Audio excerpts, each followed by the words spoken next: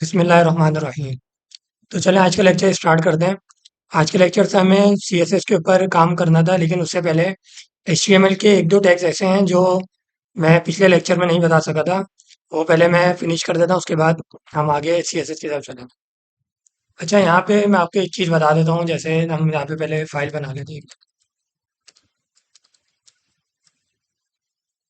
अच्छा, अब हमारे पास देखें यहाँ पे एक टैग हमने पढ़ा था लिंक का, यानी लिंक किस तरीके से एचटीएमएल पेज में डाला जाता है। उसके लिए हमने टैग पढ़ा था एक, यानी ये एच रेफरेंस का होता है।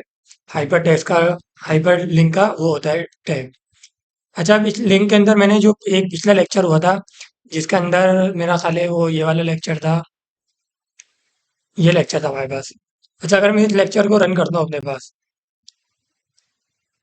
तो आप ये देख सकते हैं कि मैंने इसका जो टैग बनाया था ये वाला, इसके अंदर मैंने फेसबुक का लिंक डाला था और यहाँ फेसबुक लिखा था। तो इससे ये हो रहा था, मैं जैसे इसके ऊपर क्लिक कर रहा था वो मुझे फेसबुक की तरफ लेके चला जा रहा था।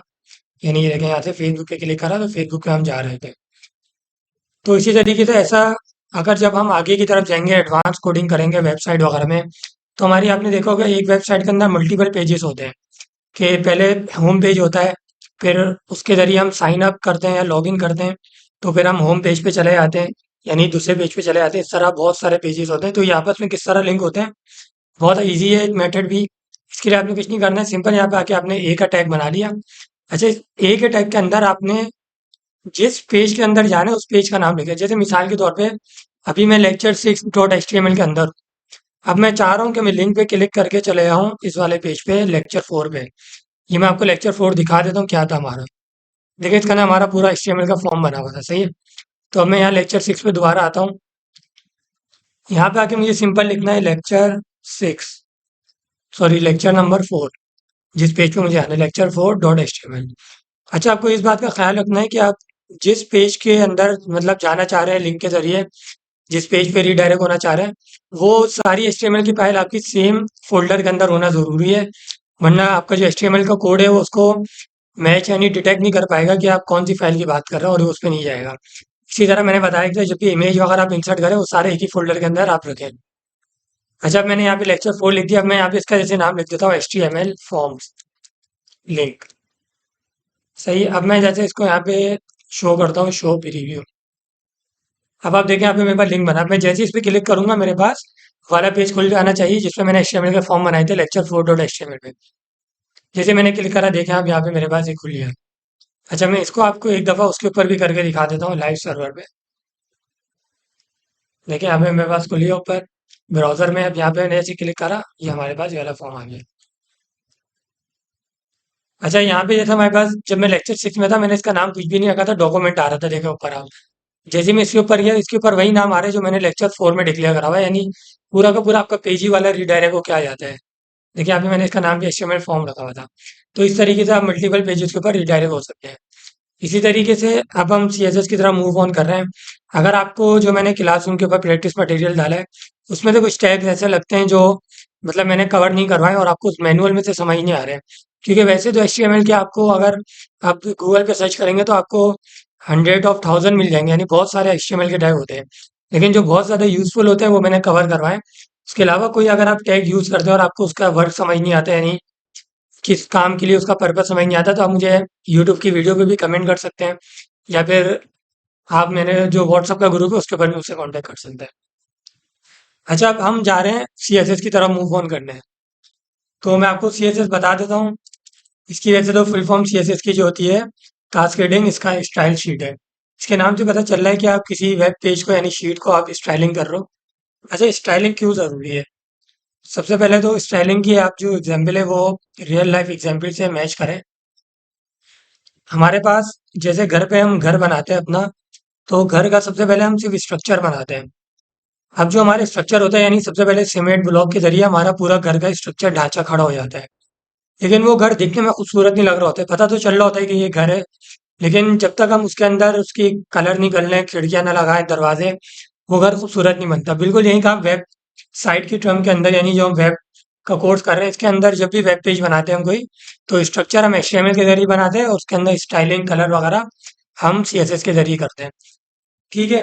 अच्छा, सीएसएस को हम यूज किस तरीके से करते हैं ये मैं आपको बताता हूँ। अच्छा, सबसे पहले ना हम एक और टैग जो मैंने आपको बताया था कि एचटीएमएल के एक हमें कवर करना है टेबल का।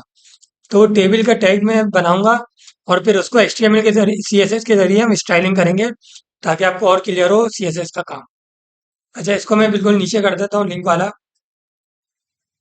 यहाँ पे आता हूँ। अच्छा, टेबल बनाने के लिए आपको ज़रूरी है, यहाँ पे मैं इसको प्रीव्यू ओपन कर लूँ। यहाँ पे आपने सिंपल लिखना है आके टेबल। ठीक है, आपने यहाँ पे टेबल लिख दिया इसको। अच्छा, टेबल के टैग के अंदर आपने आना है। अच्छा, मैं इस वाले को कुछ देर के लिए अभी हटा देता हूँ ताकि आपको ये क्लियरली समझ आ जाए टेबल। टेबल के अंदर आपको पता होगा कि हर टेबल के अंदर हमारे पास दो चीज़ें होती है। जैसे ये हमारा एक टेबल बना हुआ है,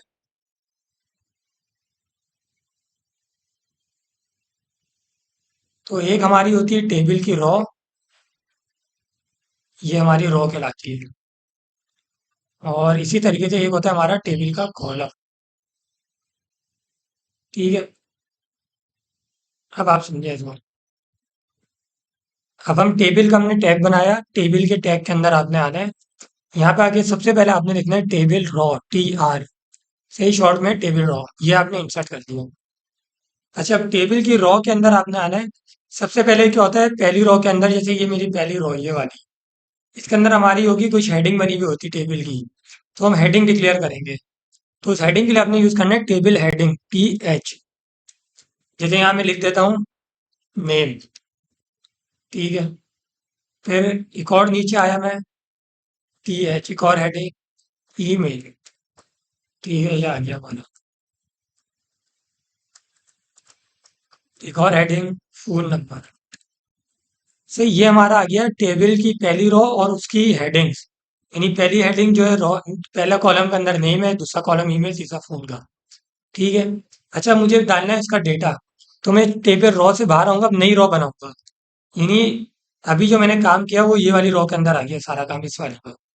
अब मुझे इस वाली रॉ का काम करना है, इसका ना मुझे डेटा डालना है। तो ये नई रॉ है, तो मैं यहाँ पे एक और टेबल रॉ डालूंगा। इसका ना मुझे दोबारा टेबल डालना है, लेकिन अब टेबल हेडिंग नहीं डालूंगा, टेबल डिस्क्रिप्शन डालूंगा, TD। अब जैसे मैं यहाँ नाम लिख देता हूँ अपना अयाज।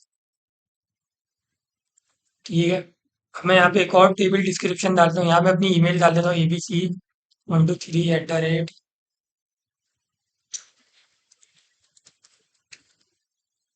सही है। उसके बाद नीचे आते हैं टेबल डिस्क्रिप्शन। यहाँ फ़ोन नंबर है, तो फ़ोन नंबर में जैसे कुछ भी डाल देता हूँ अपना, 012345 ठीक है, अभी हमारे पास बन गया ये टेबल। अच्छा, अब आप देखिए ये मेरे पास टेबल बना तो है, लेकिन ये बिल्कुल इसकी स्ट्रक्चर तो बन गया, लेकिन ये इसका मतलब देखने वाला बंदा जो है उसको बिल्कुल अच्छा नहीं लग रहा, क्योंकि इसमें ना इसकी रॉ में कुछ हमारे पास वो आ रही है, लाइन आ रही है, मतलब इस तरीके से पूरा, मतलब इसका बॉर्डर वगैरह नहीं आ रहा मेरे पास। तो अब यहाँ पे हमें ज़रूरत पड़ती है CSS की। अच्छा, CSS आपने इस्तेमाल किस तरीके से करना है समझे। CSS इस्तेमाल करने के दो मेथड हमारे पास। एक हमारे पास होता है इनलाइन स्टाइलिंग, एक होता है हमारे पास आउटलाइन, बोलते हैं आप अलग से इसको ना, स्टैंडर्ड वो भी बोल सकते हैं स्टाइलिंग। तो मैं आपको इनलाइन और इन स्टाइलिंग दोनों समझाता हूँ इसमें। मतलब यूज तो वैसे तो कोई डिफरेंट नहीं है, लेकिन आपको यूज समझ आ जाएगा। अच्छा, हमें स्टाइल के लिए यहाँ पर आना है टाइटल के बाद। ठीक है। अच्छा, अब यहाँ पे आने के बाद आपने यहाँ लिखना है स्टाइल। स्टाइल लिखेंगे आप, यहाँ पे जैसे इंटर प्रेस करेंगे आपके पास ये स्टाइल का टैग आ गया। अच्छा, अभी इस टैग के अंदर हमें सबसे पहले स्टाइलिंग क्या करनी है मैं आपको बता देता हूँ। हमें एक काम ये करना है कि जितनी भी हमारे पास रो है, ये वाली रो है और एक ये वाली रो है, ये इसमें लाइन आ जाए हमारे पास, और बिल्कुल इसी तरीके से जो हमारे पास कॉलम है यूं, मतलब वर्टिकल में, इसमें भी लाइन आ जाए। सही, तो आपने यहाँ करना है सिंपल, जो टैग हमारे यूज हुए वो लिखना है टेबल, फिर कॉमा डालना है, फिर टेबल की रॉ।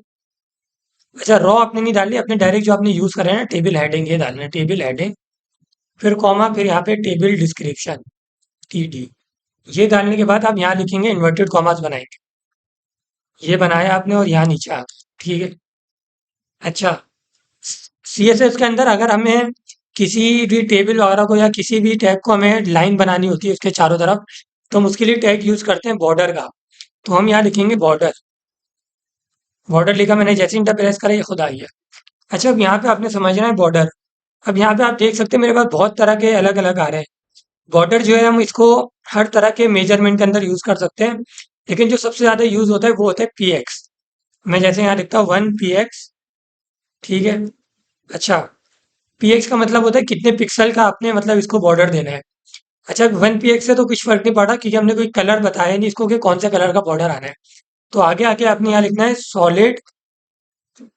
जैसे मैंने सॉलिड लिखा, आप देखें खुद ब खुद यहाँ पे टेबल का हमारे पास वो बन गया मतलब बॉर्डर। तो देखिए हमने सबके ऊपर अप्लाई करा, टेबल हेडिंग के ऊपर भी, टेबल के डिस्क्रिप्शन के ऊपर भी, इस वजह इसके ऊपर सारे के ऊपर ये खुद ब खुद अप्लाई हो गया। अच्छा, ये तो हमारे पास हो गया इसका टेबल। अच्छा, ये हमारे पास कहलाती है, जो मैंने स्टाइलिंग करी ये अलग से करी है ना, तो ये हमारे पास आउटलाइन स्टाइलिंग कहलाती है। अब मैं चाह रहा हूँ कि इनलाइन स्टाइलिंग, तो इनलाइन स्टाइलिंग में आपको करके दिखाता हूँ। अगर मैं चाह रहा हूँ कि मैं इस टेबल का साइज बड़ा कर दूँ, ये बहुत छोटा टेबल है, तो इनलाइन स्टाइलिंग में इस तरह यूज करूंगा। टेबल के टैग के अंदर आऊंगा, यहीं पे मैं गैप देके लिखूंगा स्टाइल। स्टाइल लिख के इंटर प्रेस करूंगा, ठीक है, यहाँ पे आ गया। अब मुझे इसका साइज बढ़ाने के लिए विड यूज होती है हमारे पास, विड। जैसे हमारे पास हाइट होती है, हाइट लंबाई बढ़ाने के लिए होता है, विड इसका पूरी चौड़ाई। तो विड मैंने लिखा और यहाँ मैंने लिख दिया 100%। जैसे भी देखें मैं ये लिखूंगा मेरा साइज बड़ा हो जाएगा। ये देखिए हमारा पूरा टेबल जो है इंक्रीज हो गया। अच्छा, अब आप इसमें फर्क समझें। यहाँ मैंने यूज करा था 1 px। px जो होता है पिक्सल के लिए यूज होता है, ये मोस्टली उन चीजों के लिए यूज होता है जहाँ पे हम कोई बॉर्डर वॉर्डर बना रहे होते हैं। और ये जो पर्सन वाला यूज होता है, ये हमारा यूज हो रहा होता है किसी भी साइज को बड़ा या छोटा करने के लिए, ओवरऑल टेबल वगैरह की, सही। ये अभी मैंने बेसिक आपको स्टाइलिंग समझा दी है। अच्छा, अब एक और अगर मैं चाह रहा हूँ, जैसे मैं यहाँ पे एक टैग यूज करता हूँ। अब ये देखें मैंने जैसे यहाँ पे ग्रीन लिखा, आप देख रहे हैं मेरे पूरे टेबल का कलर, बॉर्डर इसका टैक्स हो गया कलर ग्रीन। तो ये जो कलर का टैग होता है, ये आप जिस चीज के भी अप्लाई कर रहे होंगे वो पूरा ग्रीन हो जाएगा। अच्छा, अगर मैं चाह रहा हूँ कि सारी चीजें ग्रीन ना हो, सिर्फ मेरी जो हेडिंग है वो ग्रीन हो जाए, तो उसके लिए मुझे ये करना पड़ेगा कि मैं यहाँ से ग्रीन का टैग हटाऊंगा, यहाँ मैं नीचे आके इससे बाहर आऊंगा इन्वर्टेड कॉमा से। यहाँ के मैं दोबारा मैं चाह रहा हूँ सिर्फ हेडिंग ग्रीन हो, तो यहाँ लिखूंगा TH और यहाँ इन्वर्टेड कॉमा बना के यहाँ लिखूंगा कलर ग्रीन। यहाँ बहुत सारे कलर आ रहे हैं, कोई सा भी यूज कर सकते हैं। फिलहाल मैं ग्रीन यूज कर लेता हूँ। जैसे मैंने ग्रीन यूज करा, आप यहाँ देखें शो हो रहा है। अच्छा, ये कलर ऐसा ही हो सकता है आपको नजर ना आ रहा हो, तो मैं दूसरा कलर यूज कर लेता हूँ इधर, येलो यूज कर लेता हूँ ताकि आपको देखिए मेरे पास कलर हो गया इसका चेंज, ठीक है। अच्छा, अगर मैं इसका कलर चाह रहा हूँ, सिर्फ मैं चाह रहा हूँ कि और टेबल का डेटा जो है इसका कलर हो जाए मेरे पास कोई दूसरा कलर ना, तो यहाँ मैं अलग से टेबल डिस्क्रिप्शन लिखूंगा और यहाँ इसका जैसे कलर लिख देता हूँ ब्लू, कलर ब्लू। तो अब ये देख सकते हैं मेरे पास ये कलर हो गया ब्लू, ठीक है। ये वाला जो टैग था, आप इसमें फर्क समझ लें कि ये जो मैंने जैसे एक साथ कॉमा डाल के लिखा, तो ये मैं एक ही प्रॉपर्टी सबके ऊपर अप्लाई करना चाह रहा था, इस वजह से मैंने ये तीनों एक साथ कॉमा डाल के लिख के कर दिया। अब ये मैं अलग अलग जिसके ऊपर डालना चाह रहा हूँ, तो ये मैंने अलग अलग यूज करा है। आप चाहें तो ये वाला काम जो मैंने यहाँ पे किया है, ये आप इनलाइन स्टाइलिंग के जरिए भी कर सकते हैं, बिल्कुल इस तरीके से। जैसे आपको मैं मिसाल देता हूँ, यहाँ से मैं टेबल हेडिंग हटा देता हूँ पूरा, यहाँ पे मैं यही काम करूंगा लेकिन मैं इस तरह करूंगा स्टाइल, ठीक है, कलर येलो। आप देखें अलग कलर हो गया। लेकिन इसका एक नुकसान ये है कि देखिए मेरा टाइम बहुत ज़्यादा ये कंज्यूम करेगा कि मुझे अलग अलग सारे के ऊपर अप्लाई करना पड़ेगा, स्टाइल यहाँ भी लिखना पड़ेगा, फिर यहाँ पे भी। तो इसलिए बेहतर ये कि आपने जो ऊपर, जो अगर आप एक ही स्टाइल बहुत सारे उसके ऊपर अप्लाई करना चाह रहे हो, तो उसके लिए आप इस तरीके से यूज़ करें कि एक ही दफ़ा ऊपर इसको लिख के इसके अंदर कलर डाल दें, ठीक है। तो इस लेक्चर के लिए बिल्कुल बेसिक CSS थी। चलिए नेक्स्ट लेक्चर से हम मजीद इसके CSS के बहुत ज़्यादा हमारे ऊपर टैग होते हैं जो हम यूज़ करते हैं, तो हम एक-एक करके इसको देखेंगे, ठीक है। ये वाला लेक्चर भी मैं क्लासरूम पे अपलोड कर दूँगा। अच्छा, जो स्टूडेंट डायरेक्ट मेरा लेक्चर यूट्यूब से देखते हैं वो ग्रुप में ऐड नहीं है, और अगर वो चाह रहे हैं कि मैं प्रैक्टिस के लिए कोई मटेरियल मिले, असाइनमेंट वगैरह भी हम करें, तो ये कि मैं हर लेक्चर के साथ अपना क्लासरूम का कोड डालता हूँ। मैंने कुछ लेक्चर के साथ तो नहीं डाला हुआ, लेकिन मैंने लेक्चर 5 और लेक्चर 1 की जो वीडियो अपलोड की है, उसके अंदर मैंने क्लासरूम का लिंक डाला हुआ है, तो आप क्लासरूम को ज्वाइन कर सकते हैं और वहाँ पे आपको वो भी मिल सकता है सारे असाइनमेंट लेक्चर वगैरह प्रैक्टिस के लिए। और ये जो कोड मैं यहाँ डालता हूँ ये भी आपको वहाँ मिल जाएगा। तो इस लेक्चर में बस इतना ही था। इंशाल्लाह नेक्स्ट लेक्चर से हम मजीद टैग यूज़ करेंगे।